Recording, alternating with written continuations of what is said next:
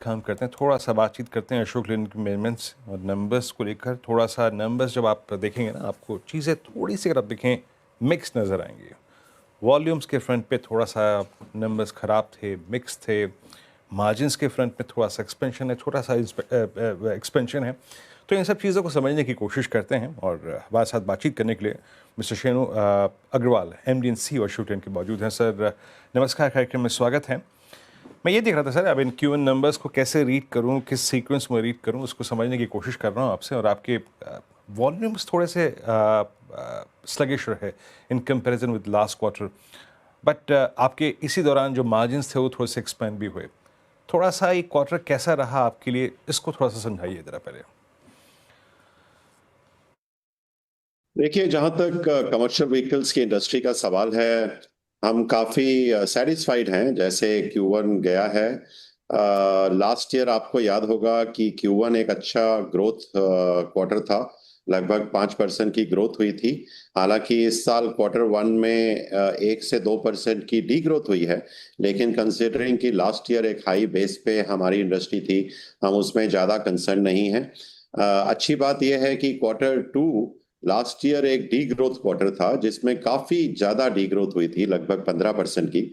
और जुलाई ऑलरेडी हमने देखा है कि एमएचसीवी इंडस्ट्री लगभग 5% की ग्रोथ दिखा चुकी है, क्योंकि एक लो बेस था। अगस्त और सितंबर एक्चुअली डी ग्रोथ और भी ज्यादा थी लास्ट ईयर, इसलिए हमें उम्मीद है कि ये Q2 एक बहुत अच्छा ग्रोथ क्वार्टर साबित होगा। ओवरऑल जहां तक ईयर का सवाल है, हम काफी ऑप्टिमिस्टिक हैं कि इंडस्ट्री ये अच्छा करती रहेगी, एमएचसीवी में भी और एलसीवी में भी। हमारा जो अभी अनुमान है कि हमें लगभग मिड सिंगल डिजिट ग्रोथ दिखाई देनी चाहिए पूरे साल के हिसाब से। अच्छा sir, industry, economy and specially जिस प्रकार का ग्लोबल इन्वायरमेंट है, सबके लिए एक टफ सिचुएशन थी। और इसके एक समाधान के लिए जो सरकार ने एक उपाय निकाला है, और जो प्रधानमंत्री श्री नरेंद्र मोदी जी ने अपनी स्पीच में 15 अगस्त की कहा भी कि जीएसटी रेट्स को रेशनलाइज किया जाएगा, सिंप्लीफाई किया जाएगा। इसका आप क्या इम्पैक्ट देखते हैं ऑटो पे, अशोक लेलैंड पे, और आपके जो H2 वॉल्यूम्स हैं, सेल्स हैं, उसको कितना ड्राइव कर सकता है ये? डेफिनेटली फर्दर एक्सेलरेट कर सकता है। देखिए, जीएसटी का हमको एक डबल एडवांटेज होने वाला है। पहला ये कि हमारी इंडस्ट्री टोटली डिपेंड करती है कि इकोनॉमी कैसी चल रही है। खास तौर पे कंजम्पशन काफी पॉजिटिवली इम्पैक्ट होगी अगर ये जीएसटी के रिफॉर्म्स आते हैं। और ये अच्छा समय भी है टाइमिंग वाइज, क्योंकि एक फेस्टिव सीजन का ऑन स्टार्ट होगा। तो उस तरह से जो डिमांड है फ्रेट की ओवरऑल, वो बढ़ने की उम्मीद है अगर ये जीएसटी रिफॉर्म्स लागू होते हैं अगले महीने या उसके आसपास। दूसरा ये भी है कि डायरेक्टली हमारा ट्रक का प्राइसिंग जो कम होगा लगभग 10% से, उससे एक इमीडिएट मोमेंटम क्रिएट होगा सीवी इंडस्ट्री में। आप जानते हैं कि सीवी इंडस्ट्री इस वक्त अपने फ्लीट एजिंग के हिसाब से ऑल टाइम हाई पर है। फ्लीट एजिंग लगभग 10 साल के आसपास हो चुकी है, जो कि नॉर्मली 7 से 7.5 साल होती है। तो हम लोग ऐसा इंडस्ट्री लेवल पे सोचते ही थे कि ऐसा क्या ट्रिगर होगा जिससे ये लेटेंट या हिडन या डिमांड सामने आएगी, कौन सा ऐसा ट्रिगर होगा। मिस्टर अग्रवाल लेकिन आप लगता है जी, मैं आई गॉट योर पॉइंट। अब मैं कुछ और पूछता हूँ आपसे, मतलब थोड़ा सा सेगमेंट्स पे आते हैं।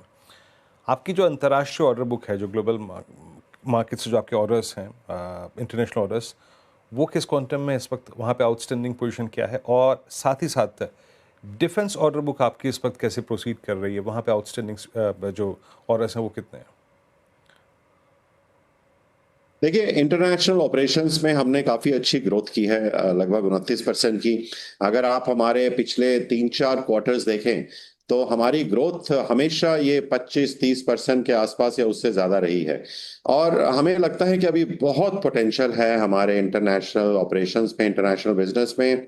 और ये दिखाता है कि जो हमने प्रोडक्ट पे काम किया है लास्ट 3-4 साल में, जो हमने नेटवर्क पर काम किया है, जो हमने पार्टनरशिप्स बनाई हैं अपनी होम मार्केट्स में, स्पेशली जो आउटसाइड इंडिया हमारी होम मार्केट्स हैं, जीसीसी, सार्क और अफ्रीका, वो अभी एक बहुत अच्छा मोमेंटम क्रिएट कर रही हैं।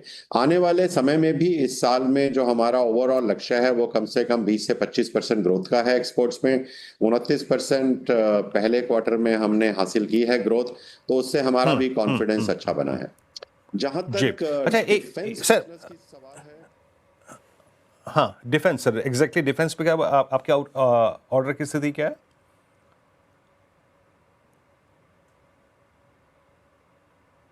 हाँ, हमारा ज़रूर जो टारगेट है, मीडियम टर्म टारगेट है, वो मिड टीन्स का है। ऑलरेडी लास्ट ईयर आपको मालूम है हमने 12.7% एबिटा हासिल किया था। इस साल क्वार्टर वन में हमने लगभग 50 बेसिस पॉइंट्स एबिटा फिर से इम्प्रूव किया है लास्ट ईयर की अपेक्षा। और डेफिनेटली हमारा मंत्रा है प्रॉफिटेबल ग्रोथ। हम लोगों का जो मार्केट शेयर विन का एजेंडा है, उसका प्रॉफिटेबिलिटी से कोई लेना देना नहीं है। हमें मालूम है कि मार्केट शेयर आएगा तो हमारी प्रोडक्ट की सुपरियोरिटी पे, हमारी टेक्नोलॉजी की सुपरियोरिटी पे और हमारे कस्टमर एक्सपीरियंस की सुपरियोरिटी पे आएगा। तो हमारा हमेशा यही एक लक्ष्य है अशोक लेलैंड में कि हम बेहतर से बेहतर प्रोडक्ट और बेहतर से बेहतर एक्सपीरियंस कैसे दें कस्टमर को, ताकि हम उसको मोनेटाइज भी कर सकें बेटर प्राइसेस में। और दूसरी तरफ हमारा ये भी लक्ष्य है कि हम इस कंपनी को एक टाइट लीश पे कैसे ऑपरेट करें, जिसमें बहुत ज्यादा कॉस्ट जी। कॉन्शियसनेस हो, जिसमें हर कॉस्ट को गुड कॉस्ट और बैड कॉस्ट के तराजू पे तोला जाए, और सिर्फ वो जी। कॉस्ट हम इनकर करें जिससे आने वाले समय में इस कंपनी की तरक्की हो। So I think okay, philosophically I can शुक्रिया से सर, कि हम एक बहुत अच्छे बहुत शुक्रिया, आप इस चर्चा में शामिल हुए, बातचीत में शामिल हुए और सभी पक्षों पे, सभी वर्टिकल्स पे, और मार्जिन्स की पिक्चर क्या रहेगी आगे क्वार्टर्स में और जीएसटी कर का क्या इम्पैक्ट होगा, सब पे आपने बातचीत की। बहुत बहुत